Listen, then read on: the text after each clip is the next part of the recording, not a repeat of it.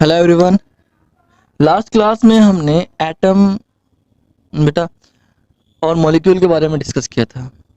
तो chapter number 3 जो आपका केमिस्ट्री में है, उसमें एटम एंड मॉलिक्यूल का हमने जनरल इंट्रोडक्शन दिया था कि एटम क्या होता है और मॉलिक्यूल क्या होता है। और हम इस चैप्टर का जो नाम है वो भी एटम एंड मॉलिक्यूल्स ही है। लेकिन बेटा इस चैप्टर में हम बेसिक चीज़ें पढ़ते हैं केमिस्ट्री की, और उसमें सबसे बेसिक जो आता है वो कुछ लॉज आते हैं, लॉज ऑफ केमिकल कॉम्बिनेशन, जो यूनिवर्सल लॉज होते हैं केमिस्ट्री के। यूनिवर्सल मतलब यूनिवर्सल कहा है तो यूनिवर्सल का मतलब ये है कि जो कंपाउंड जो लॉ हैं वो कहीं भी किसी भी रिएक्शन में लगते हैं, हर रिएक्शन में लगते हैं, हर उसमें हम उसे अप्लाई कर सकते हैं, हर रिएक्शन में हम केमिकल रिएक्शन में अप्लाई इसे हम कर सकते हैं। और ये लॉज केमिकल कॉम्बिनेशन जो हैं वो बेसिक लॉज हैं आपके। तो ये लॉज 18 जो सेंचुरी है आपकी उसमें दिए गए थे। और जनरली जो लॉज हैं आपके, मैं अगर बात करूं कि कितने लॉ होते हैं तो जनरली ये 4 होते हैं। कौन कौन से होते हैं देख लेते हैं।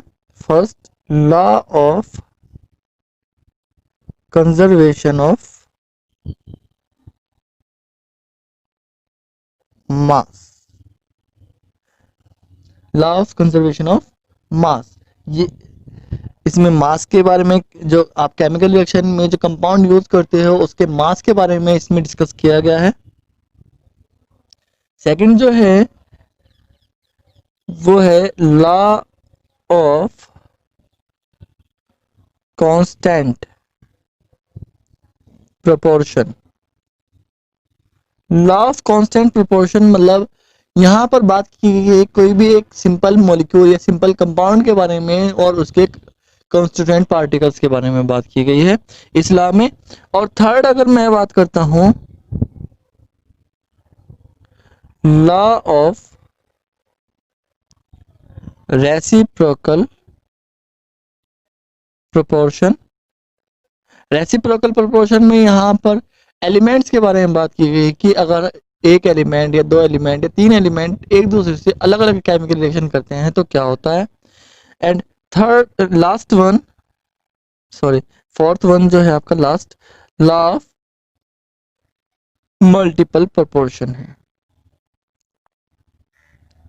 Law of multiple proportion.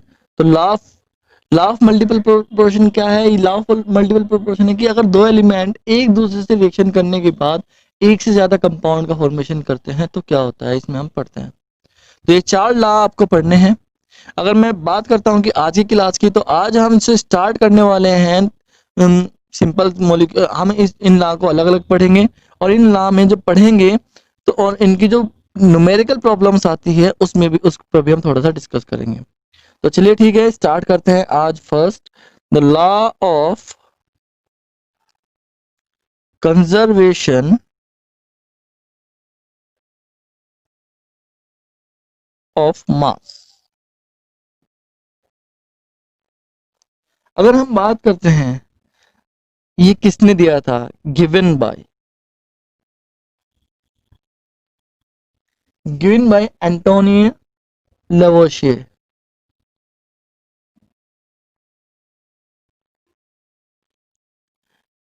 बेटा एंटोनी लेवोशियर का नाम आपने सुना होगा पहले भी। उन्हें हम मॉडर्न केमिस्ट्री का फादर मानते हैं, father of modern chemistry, father of modern chemistry. और सबसे पहले उन्होंने ही लॉ ऑफ बेसिक जो combination, law of chemical combination जो है इनका सबसे पहले ये इन्होंने ही दिया था, एंटोनी लेवोशियर ने। अगर मैं बात करता हूँ कि ये लॉ क्या कहता है,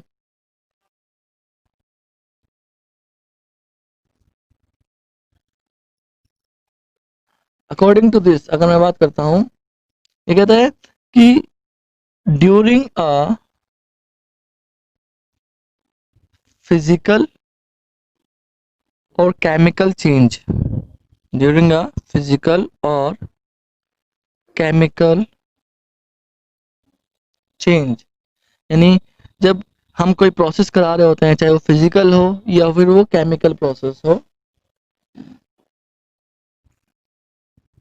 तब क्या होता है, द टोटल मास ऑफ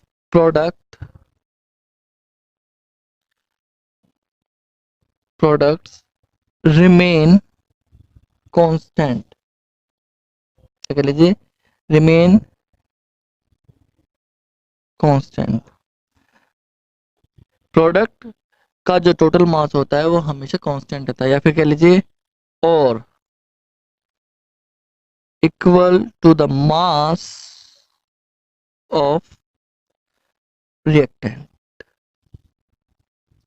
यानी जो सब्सटेंस है, जो मैटर हम करा रहे हैं, उसका जो मास होगा वो हमेशा कांस्टेंट रहेगा, ना चेंज होगा, चेंज नहीं होगा। यानी रिएक्टेंट जितना होगा उतना ही प्रोडक्ट का मास होगा। यानी हम कह सकते हैं, जब हम केमिकल रिएक्शन कराते हैं बेटा, तो हम लिखते हैं कि reactants after undergoing in a chemical reaction give product. Example के फॉर्म में बात करता हूँ, या हम रिएक्शन एक प्रोसेस करा रहे हैं, मान लो आइस को हम मेल्ट करा रहे हैं और वो वाटर में कन्वर्ट हो रहा है, आइस को मेल्ट करा रहे हैं और वो वाटर में कन्वर्ट हो रहा है, तो ये आइस क्या हमारा रिएक्टेंट हुआ, क्योंकि आइस से हमने स्टार्ट किया। यानी रिएक्टेंट क्या होता है, रिएक्टेंट वो होता है the matter which is start the process, by which we start the process. क्या होता है रिएक्टेंट, द मैटर या the substance by which we start the process. हम जिस सब्सटेंस को लेकर कोई प्रोसेस स्टार्ट कराने होते हैं वो हमारे लिए रिएक्टेंट होता है। और प्रोडक्ट क्या होता है, प्रोडक्ट होता है बेटा the substance which is form after the process. यानी प्रोसेस होने के बाद जो प्रोडक्ट सब्सटेंस हमें मिलता है उसे हम प्रोडक्ट बोलते हैं। जैसे कि आइस से हमने स्टार्ट किया और हमने उसे, जब आइस को हम ऐसे ही ओपनली रख देते हैं तो वाटर में कन्वर्ट हो जाता है। तो हमने आइस से स्टार्ट किया तो आइस हमारा रिएक्टेंट हुआ, और हमने प्रोडक्ट, वो वाटर में कन्वर्ट हुआ तो वाटर हमारा प्रोडक्ट हुआ। समझ में आया रिएक्टेंट किसे कहते हैं, प्रोडक्ट किसे कहते हैं। मैं फिर भी एक बार डेफिनेशन इसकी लिख देता हूँ आपके लिए, रिएक्टेंट की और प्रोडक्ट की। तो रिएक्टेंट क्या हुआ,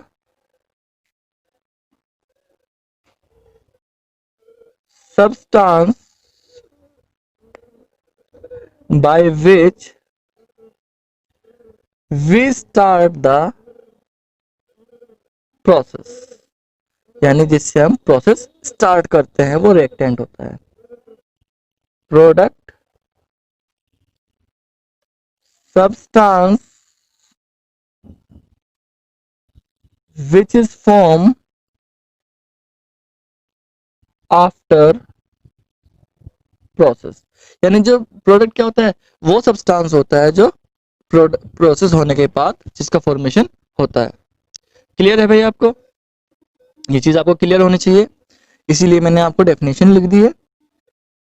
तो जो लॉ ऑफ कंजर्वेशन ऑफ मास क्या कहता है, लॉ ऑफ कंजर्वेशन मास कहता है कि the mass of reactant, mass of reactant always be equal to mass of product. Reactant और प्रोडक्ट का मास हमेशा सेम होगा, इक्वल होगा।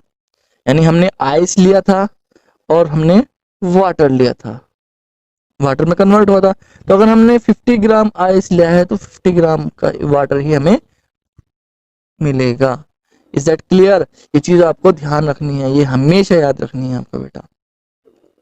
यहाँ जो Lavoisier law of chemical, law of conservation of mass है, इसका एक अलग स्टेटमेंट भी है कि द मैटर, अगर हम इसे दूसरी तरीके से डिफाइन करना चाहें तो क्या है, the matter is neither be created nor be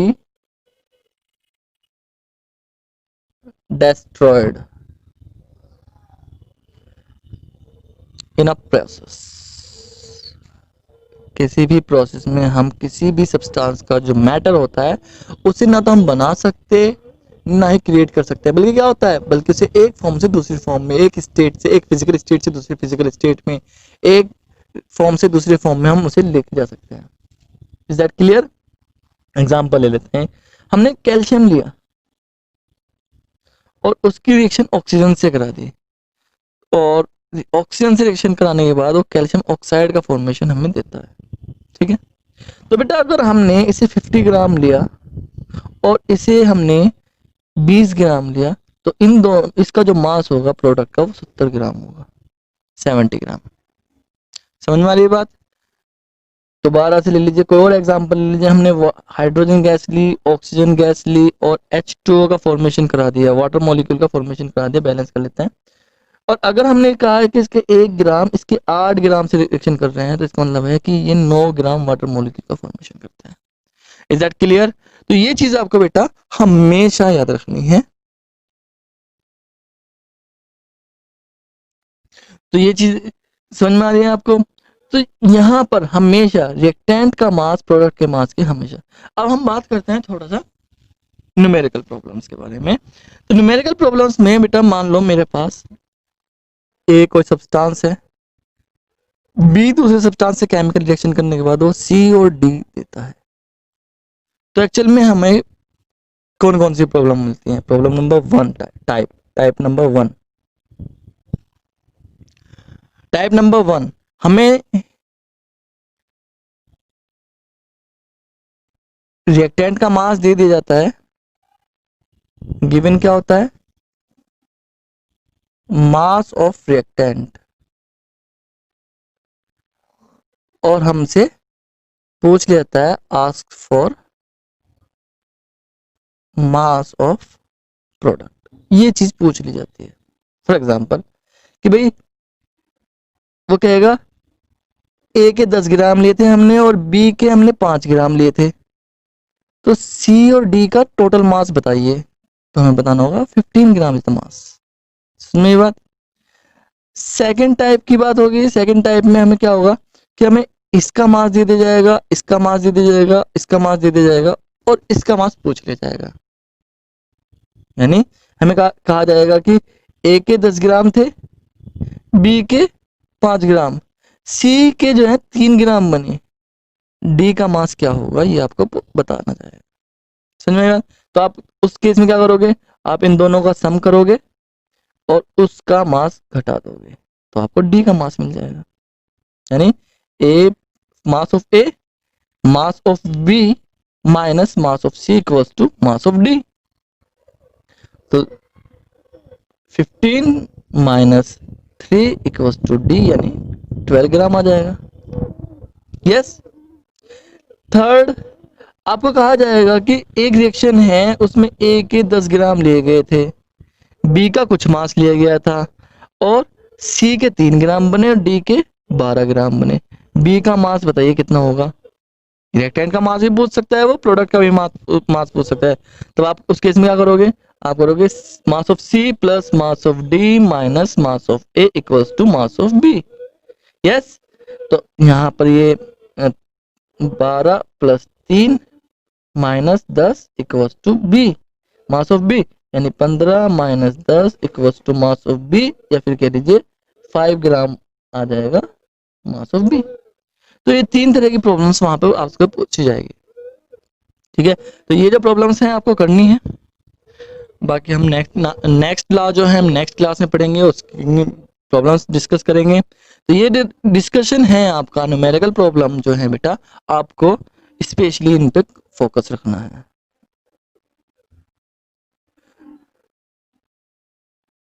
okay, बाकी हम नेक्स्ट क्लास में करेंगे। Thank you.